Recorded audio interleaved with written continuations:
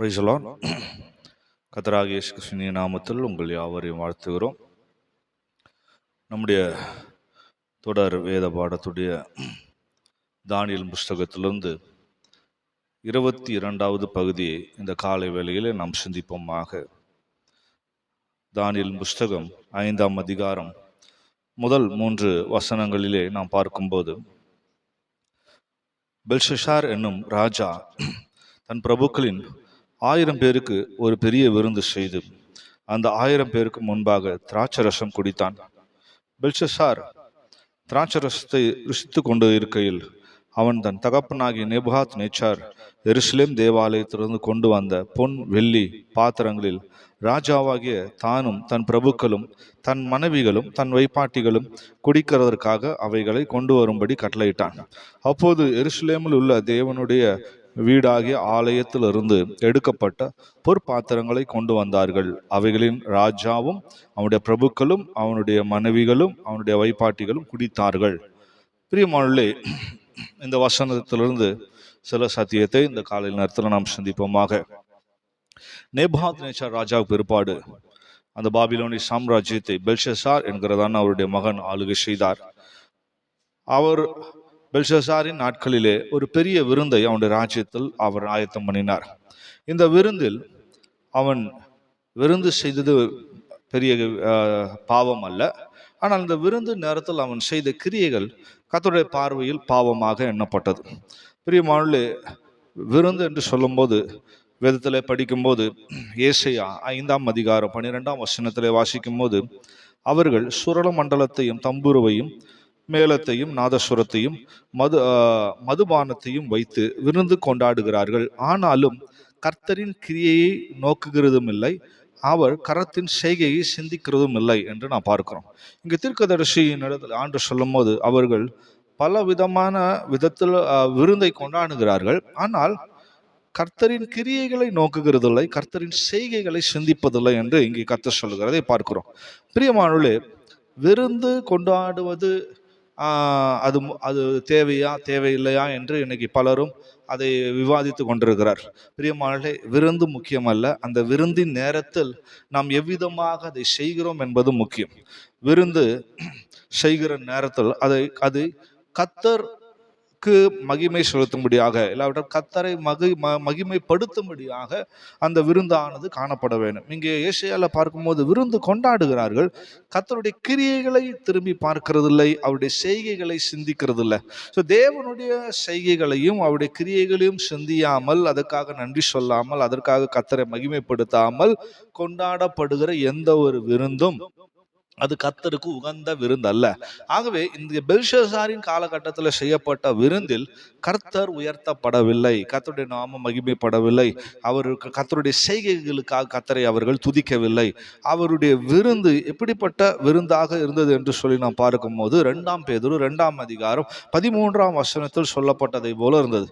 இவர்கள் ஒரு நாள் வாழ்வே இன்பம் என்று எண்ணி கரைகளும் லட்சியமாய் இருந்து உங்களோடு கூட விருந்துண்கையில் தங்கள் வஞ்சனைகளில் உல்லாசமாய் வாழ்கிறார்கள் என்று பார்க்கிறோம்.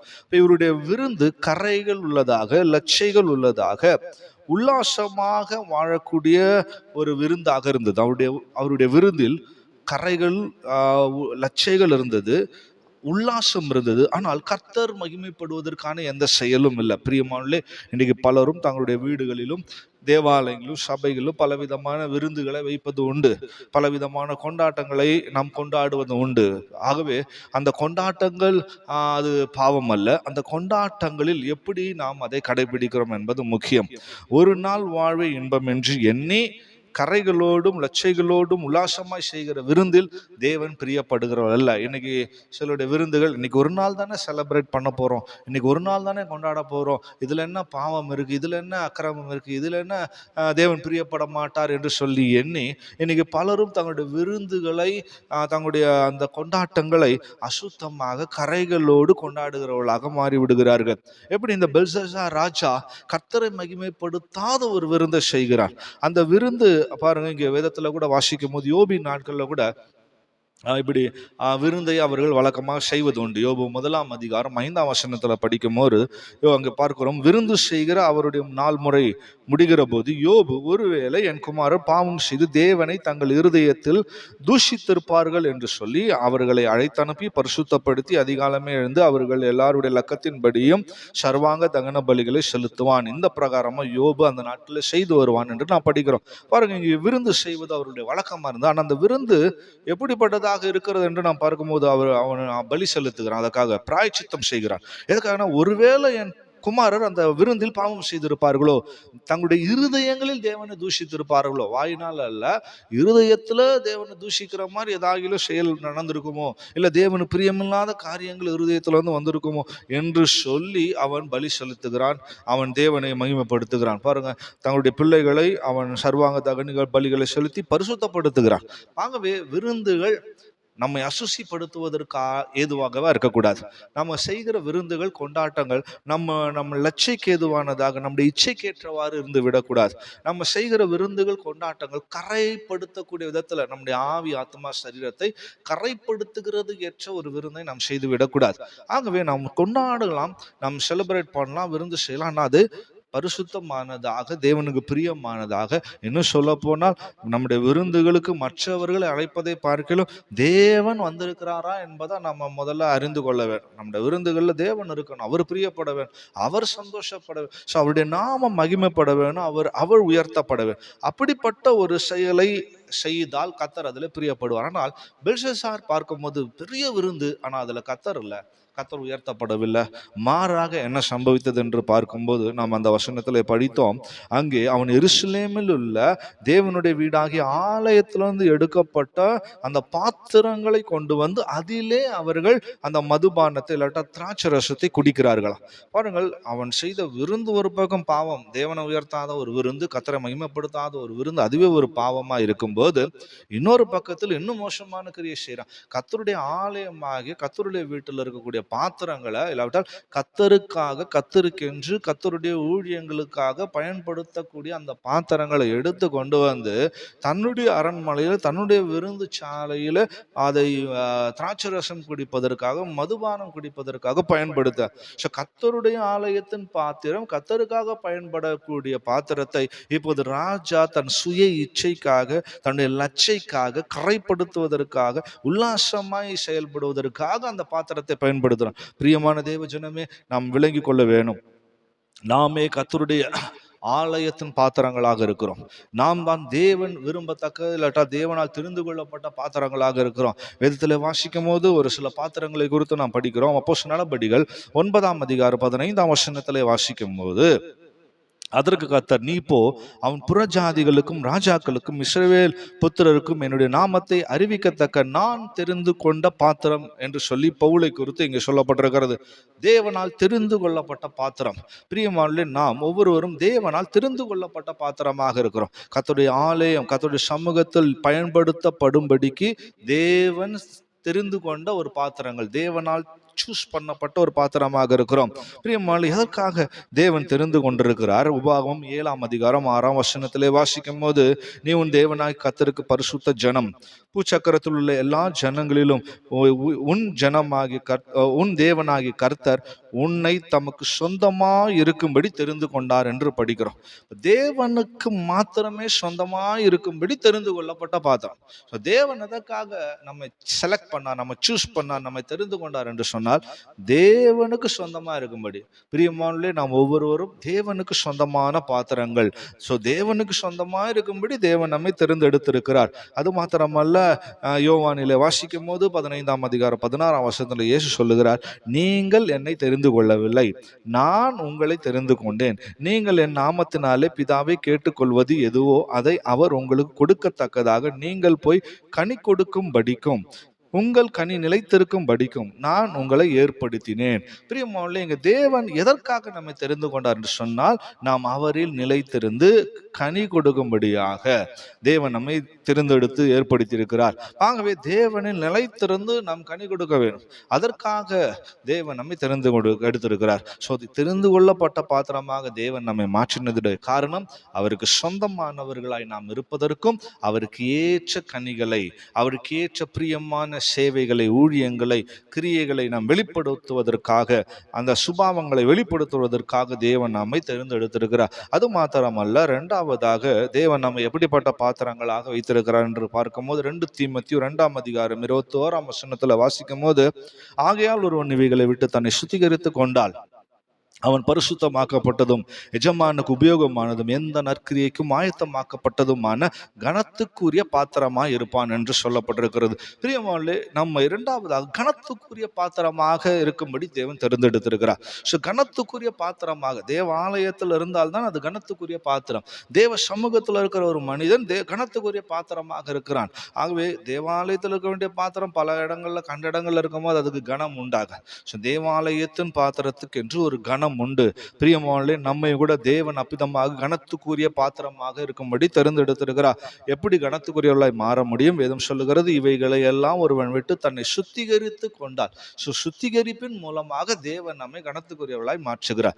பரிசுத்தமாகுதலின் மூலமாக தேவன் நம்மை கனத்துக்குரியவர்களாக மாற்றுகிறார். அதை தான் நம்ம வேதத்தில் வாசிக்கும். ஏசாயா 43ஆம் அதிகாரம் 4ஆம் வசனத்துல சொல்லப்பட்டிருக்கிறது, நீ என் பார்வைக்கு அருமையானபடினால் கனம் பெற்றாய். பிரியமானவர்களே, தேவனுடைய பார்வைக்கு நாம் அருமையானவர்களாக, நம்ம கர்த்தருடைய பார்வைக்கு விலையேற பெற்றவர்களாக, ஆங்கில வேதாகமத்தில் வாசிக்கும், விலையேற பெற்றவர்களாய் நீங்கள் இருக்கிற அப்படின்னா கனம் பெற்றாய் என்று சொல்லப்படுறது.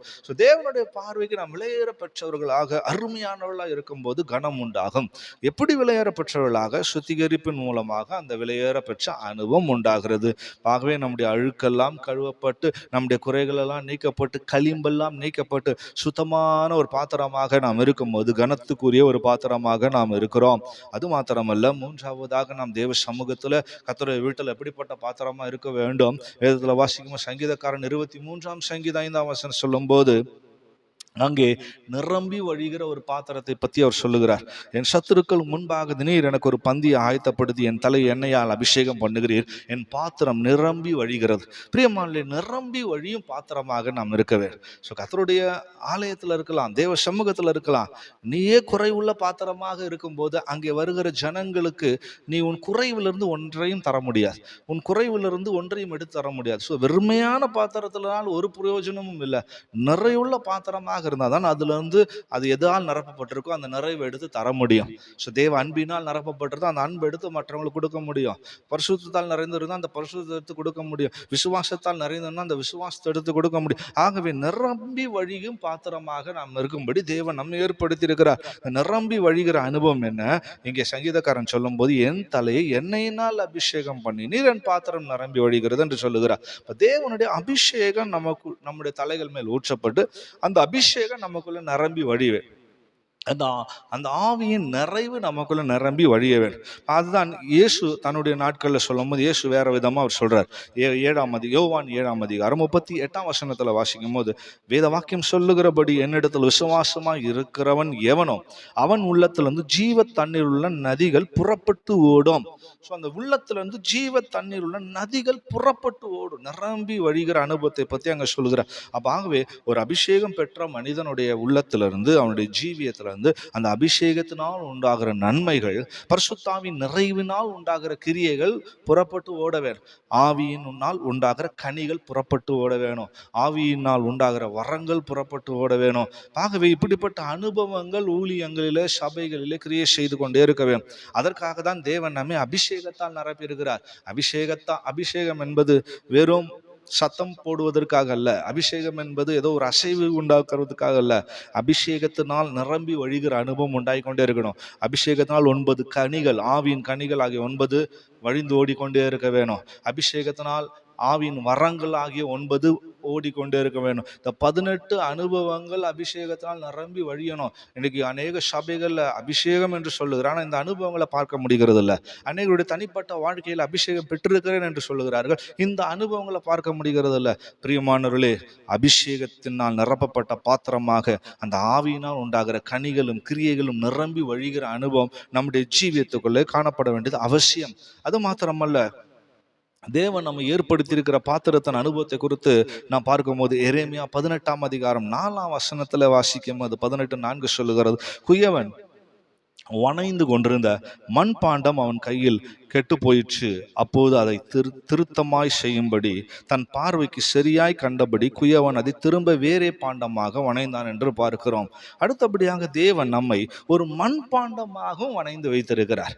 பாருங்க, மண்பாண்டமாக ஆண்டவர் நம்மை ஏற்படுத்தி வைத்திருக்கிறார். ஆனால் அந்த மண்பாண்டம் உருவாக்கப்படும் போதே கெட்டு போயிடுச்சு. ஆனால் அந்த குயவன் அதை திரும்பவும் வேறே பாண்டமாக அதை வணைந்தான் என்று பார்க்கிறோம். பிரியமானவர்களே, தேவனுடைய கரத்தில் அந்த மண் பாண்டமாக கூட நம்முடைய ஜீவியத்தை நாம் பாதுகாத்து கொள்ள வேணும்.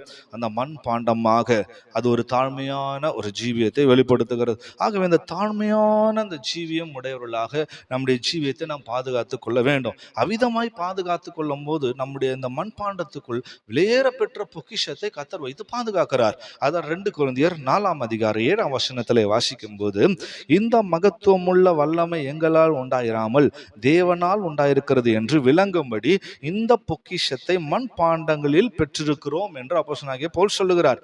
எந்த பொக்கிஷம்? வேத வசனமாகிய பொக்கிஷம். அதை மேல இருக்கிற அந்த வசனங்கள் எல்லாம் நாம் வாசிக்கும் போது புரியும். கர்த்தருடைய வசனங்கள், கர்த்தருடைய வார்த்தைகளாகிய அந்த விலையேற பெற்ற பொக்கிஷங்களை தேவன் மண்பாண்டத்துக்குள்ள வைத்திருக்கிறார். பாருங்க, நாம் ஒவ்வொருவரும் மண்பாண்டங்களாக இருந்து கொண்டு கர்த்தருடைய வார்த்தைகளை சுமந்து திரிய வேண்டும். கர்த்தருடைய வார்த்தைகளை நாம் அந்த பொக்கிஷங்களை சுமந்து திரிய வேணும். அந்த பொக்கிஷங்களை மற்றவர்களுக்கு எடுத்து கொடுக்கிறவர்களாக இருக்க வேணும். அந்த வசனங்களை, வேத வசனங்கள், உபதேசங்கள் மற்றவங்களுக்கு சொல்லிக் கொடுக்கிறவர்களாக இருக்க வேணும். இப்படிப்பட்ட ஒரு பாத்திரங்களாக அந்த மண் பாண்டமாக நாம் இருக்க வேண்டும். அந்த மண் பாண்டம் விலையேற பெற்ற பொக்கிஷத்தை சுமக்கிற பாண்டமாக இருந்தால், வேத வசனமாக அந்த விலையேற பெற்ற பொக்கிஷத்தை சுமக்கிற ஒரு பாண்டமாக இருந்தால், கர்த்தர் அது கெட்டு போனால் கூட திரும்பி வணைகிறவராக இருக்கிறார். கர்த்தருடைய நாமத்து மகிமை உண்டாவதாக. பிரியமான, நன்றாக விலை கொள்ளுங்க. சின்ன சின்ன தவறுகள், சின்ன சின்ன தோல்விகள், சின்ன சின்ன காரியங்கள், பிழைகள் வந்தா கூட நீ கர்த்தருடைய கரையில அந்த மண்பாண்டமா இருப்பானால் ஆண்டவர் மறுபடியும் உன்னை வணைந்து உருவாக்கி திரும்பி எடுத்து பிரயோஜனப்படுத்துவார், பயன்படுத்துவார். ஏன்னா விலையேற பெற்ற பொக்கிஷத்தை கர்த்தர் உனக்குள்ள வைத்திருக்கிறார். அந்த விலையேற பெற்ற பொக்கிஷத்தை சுமக்கிற ஒரு பாத்திரமாக நீ இருக்கிறார். ஆகவே ஒரு நாளும் நான் ஒரு கெட்டு போயிட்டேனே, இல்லாவிட்டால் உடைஞ்சு போயிட்டேனே, இல்லாவிட்டால் இப்படி நடந்துச்சு அப்படி நடந்துச்சு என்று நாம் சோர்ந்து போக வேண்டிய அவசியம் இல்லை. பிரியமா, கர்த்தர் நம்மை திரும்பி வணைந்து மறுபடியும் எடுத்து பயன்படுத்துவார், பாவிப்பார். ஆகவே கர்த்தருடைய ஆலயத்தில் இருக்கிற பாத்திரங்களாக, கர்த்தரால் கைகள் இருக்கிற பாத்திரங்களாக நாம் பயன்பட்டு கொண்டே இருக்க வேண்டும். பாருங்க, இந்த ராஜாவாகிய பெல்ஷாசார் என்ன செய்தான்? இவ்விதமாக கர்த்தருடைய ஆலயத்தில் காணப்பட வேண்டிய அந்த பாத்திரங்களை, தேவ சமூகத்தில் பயன்பட வேண்டிய அந்த பாத்திரங்களை எடுத்து கொண்டு வந்து அவன் தன்னுடைய விருந்துகளில் அதில் திராட்சரசம் வார்த்து குடிக்கிறவனாக, அதை தீட்டுப்படுத்துகிறவனாக இருக்கிறான். இன்னைக்கு பிசாசானவன் கூட பிரியமானே இப்படிப்பட்டதான பயனுள்ள பாத்திரங்களை தான் தீட்டுப்படுத்த பிரயாசப்படுறான். மண்பாண்டங்களா இருந்து கர்த்தருடைய வார்த்தைகளை, பொக்கிஷத்தை சுமந்து திரிந்து எத்தனையோ பேருக்கு பிரயோஜனமா இருக்கிறவங்கள பிசாசானவன் தீட்டுப்படுத்தி தனக்கென்று பயன்படுத்தக்கூடியவனாக. பாருங்க, விலையேற பெற்றதான அந்த மண்பாண்டம் மட்டுமல்ல, நிரம்பி வழியக்கூடிய பாத்திரங்களாக இருக்கிறவர்களை இன்னைக்கு பிசாசானவன் எடுத்து அவங்கள ஒன்றும் இல்லாமல் தீட்டுப்படுத்தி குறையுள்ள பாத்திரங்களாக மாற்றி விடுகிறான். இன்னைக்கு அந்த கனத்துக்குரிய பாத்திரங்களாக இருக்க வேண்டியவர்களை பிசாசானவன் தீட்டுப்படுத்தி கனகீனமான பாத்திரங்களாய் மாற்றி கொண்டிருக்கிறான். ஆகவே அதுபோல தெரிந்து கொள்ளப்பட்ட பாத்திரங்களை பிசாசானவன் எடுத்து அவர்களை தேவனை விட்டு பிரித்தெடுக்கிறவனாக, தேவனுக்கு தேவனுக்கு சொந்தம் என்று சொல்லுகிற அந்த பாத்திரங்களை தேவனை விட்டு விலகி போகும்படியாக செய்கிறான். ஆகவே பிரியமான, இந்த பெல்ஷாசாரை போல இந்த சத்ருவின் ஆவி, பிசாசின் வல்லமைகள் இன்றைக்கு இப்படிப்பட்ட பாத்திரங்களை எல்லாம் நஷ்டப்படுத்தும்படி பிரயாசப்படுகிறது. ஆகவே நாம் கவனமாய் நம்முடைய ஜீவிதத்தை செய்ய வேணும். கர்த்தருடைய ஆலயமாகி தேவ சமூகத்துக்குள்ள நம்மை பாதுகாத்து கொள்ள வேண்டும். நம்ம அந்த அனுபவத்துக்குள்ள ஜீவிக்கிறவர்களாய் காணப்பட வேண்டும். ஆகவே பிரியமான, இங்கே பார்க்கும்போது அவன் அந்த தானியேல் 5:3 வாசிக்கும் போது, அப்போது எருசலேமில் உள்ள தேவனுடைய வீடாகிய ஆலயத்திலிருந்து எடுக்கப்பட்ட பொற்பாத்திரங்களை கொண்டு வந்தார்கள் என்று சொல்லப்பட்டிருக்கு. வரும் இங்கே வரும், அந்த ஆலயத்தில் உள்ள பொற்பாத்திரங்களை கொண்டு வந்தார்கள். ஆலயத்தில் என்று சொல்லும் போது அநேக விதமான உலோகங்களால் செய்யப்பட்ட பாத்திரங்கள் இருந்தது. பொன், வெள்ளி, வெண்கலம் ஆகிய பல விதமான உலோகங்கள் செய்யப்பட்ட பாத்திரங்கள். ஆனால் இங்கே அவன் தெரிந்து கொண்டதை பாருங்க, பொற்பாத்திரங்களை எடுத்து கொண்டு வந்து பயன்படுத்துகிறான். அப்போ நன்றாக விலை கொள்ள வேண்டும். பொன் என்று சொல்லும் போது அது ஒரு விலையேறப்பெற்ற அனுபவம். ஆனால் இந்த பொன்னை நஷ்டப்படுத்தும்படி பிரயாசப்படுகிறான். 1 பேதுரு 1:7 வாசிக்கும் போது, அழிந்து போகிற பொன் அக்கினியினால் சோதிக்கப்படும், அதே பார்க்கிலும் அதிக விலையேறப்பெற்றதா இருக்கிற உங்கள் விசுவாசம் சோதிக்கப்படும் என்று பார்க்கிறோம். ஆகவே பிரியமான, பொன் என்று சொல்லும் போது விலையேறப்பெற்ற நம்முடைய ஜீவியத்தில் தேவன் தந்த விசுவாசமாக இருக்கிறது. அந்த விசுவாசத்தான் இன்றைக்கு பிசாசானவன் நஷ்டப்படுத்தும்படி பிரயாசப்படுகிறான். தேவன் பேரிலே கொண்டிருக்கிற விசுவாசம் நம்முடைய ஜீவியத்தில் நாம் அன்றாட வாழ்க்கையிலே நாம் அவர் பேரில் வைத்திருக்கிற விசுவாசத்தை நஷ்டப்படுத்தும்படியா பிரயாசப்படுகிறோம். பிரியமானே, விசுவாச ஜீவியம் என்பது மிக முக்கியமானது. அந்த விசுவாசத்துக்கு விரோதமாக வரக்கூடிய பல போராட்டங்கள், சோதனை இருக்கும். ஆனால் அதையெல்லாம் நான் அந்த பொன்னை போல அக்கினிக்கு அது எப்படி நின்று தப்பித்து ஜெயம் எடுத்து ஒரு விலையேற பெற்ற ஒரு உலோகம், ஒரு பொருளாய் அது மாற்றப்படுகிறதோ, அதுபோல நம்முடைய வாழ்க்கையிலும் விசுவாசத்துக்கு விரோதமாக வருகிற சோதனைகள் எல்லாம் நாம் நின்று ஜெயம் எடுத்து விலையேற பெற்றவர்களாய் நாம் மாற்றப்பட வேணும். அதான் அங்கே வாசிக்கும் போது, உங்கள் விசுவாசம் சோதிக்கப்பட்டு கிறிஸ்து இயேசு உங்களுக்கு வெளிப்படும் போது உங்களுக்கு புகழ்ச்சியும் கனமும் மகிமையும் உண்டாக காணப்படும் என்று சொல்லப்பட்டது. ஸோ கிறிஸ்து வெளிப்படும் போது தான் தெரியும் அவங்களுக்கு புகழ்ச்சி கனம் மகிமை உண்டாகுமா. ஆக கிறிஸ்துவின் நாளிலே, கிறிஸ்து வெளிப்படும் நாளிலே இப்படிப்பட்ட அக்கினிமயமான சோதனைகளில் போய் தங்களுடைய விசுவாசத்தை நஷ்டப்படாமல் காத்து கொண்டவர்கள் அன்றைக்கு அந்த கனத்தை, மகிமையை, புகழ்ச்சியை உடையவர்களாக காணப்படுவார்கள். யோபு கூட தன்னுடைய நாட்களில், மனசாட்சி காலத்தில் ஜீவித்த அந்த யோபு பாருங்க, தன்னுடைய நாட்களில் அவரும் கூட இப்படிப்பட்ட சோதனைகள் வழியாக போனார். யோபின் புஸ்தகம் 23:10 அவர் சொல்லும் போது என்ன சொல்லுகிறார்? ஆனாலும் நான் போகும் வழி அவர் அறிவார், அவர் என்னை சோதித்த பின் நான் பொன்னாக விளங்குவேன் என்று சொல்லுகிறார்.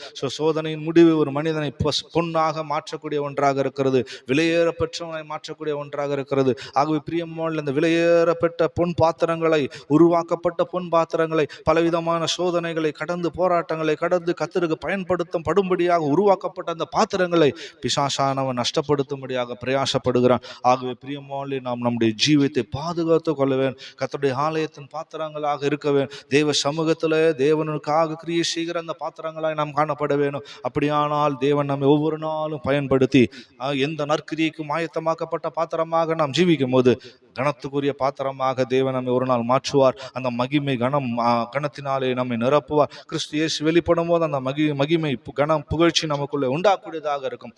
ஆகவே இப்படிப்பட்டதான ஆசீர்வாதத்தை நாம் ஒருபோது நஷ்டப்படுத்தி விடக்கூடாது. இப்படிப்பட்டதான ஒரு மகிமையை நாம் ஒருபோது நஷ்டப்படுத்தி விடக்கூடாது. நம்முடைய ஜீவியத்தை பாதுகாத்து கொள்ளுகிறவர்களா இருக்க வேண்டும். வெறும் இந்த ஆலயத்தின் பாத்திரங்களை அந்த பெல்ஷாசார் எடுத்து, அது எருசலேமில் இருந்தது, அது தேவாலயத்தில் இருந்து, தேவ சமூகத்தில் இருந்து, தேவனுக்காக பயன்பட்டு கொண்டிருந்தது.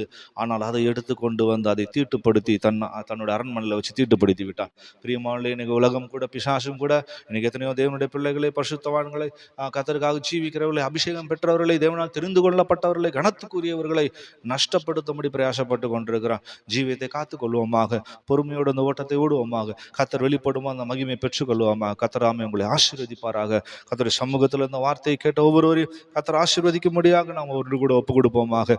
நல்ல பிதாவே, உங்களுடைய சமூகத்துக்காய் துதிக்கிறோம் சுவாமி. இந்த நாளிலும் உங்களுடைய வார்த்தை நடத்த முடியாது ஜெபிக்கிறோம் சுவாமி. விலையேற பெற்றவர்களாக, கனத்துக்குரியவர்களாக, ஆண்டவரின் நிரம்பி வழியக்கூடிய பாத்திரங்களாக, கர்த்தரால் தெரிந்து கொள்ளப்பட்டவர்களாக இருக்க வேண்டிய எங்களுக்கு தாவே இன்றைக்கு பிசாசான பல விதங்கள் நஷ்டப்படுத்தும்படி பிரயாசப்பட்டு கொண்டிருக்கிறான். ஆண்டவர் அவனுடைய அரண்மனையில், அவனுடைய உலகத்தில் ஆண்டவரை வைத்து பாவத்தினால், அசுத்தத்தினால, கரைகளால் தீட்டுப்படுத்தும்படி பிரயாசப்படுகிற அந்த வேலையில் நாங்கள் எங்களுடைய ஜீவியத்தை காத்து கொள்ளும்படியாக ஏராளமான கிருபை, அபிஷேகம், ஞானம் கத்த தந்து நடத்த முடியாது ஜெபிக்கிறான். ஆண்டவர் கத்தாவே, நாங்கள் உம்முடைய மண்பாண்டங்களாக, உடைய வசனத்தை சுமக்கிற மண்பாண்டங்களாக கர்த்தர் எங்களை வைத்திருக்கிறேன். ஆகவே இந்த பாத்திரத்தை கூட கத்தாவே உடைக்கும்படி பல விதங்களில் பிரயாசப்பட்டாலும் ஆண்டவரே, நாங்கள் கர்த்தருடைய கையிலே உடைக்கப்படுகிறோம். ஆகவே அதை உடைத்தாலும் கர்த்தர் எங்களை மறுபடியும் உருவாக்குற தேவனா இருக்கிறபடினால தைரியமாய் நாங்கள் ஒப்பு கொடுத்து உருவாக்கப்பட்டு இன்னும் கர்த்தருக்காக மகிமையான காரியங்களை செய்ய கர்த்தர் எங்களை ஒரு ஆயத்தப்படுத்த முடியாது ஜெபிக்கிறோம். கிருபைக்குள் எங்களை தாழ்த்துகிறோம், காத்துக்கொள்ளும். இயேசுவின் மூலமாய் கேட்கிறோம் பிதாவே, ஆமென்.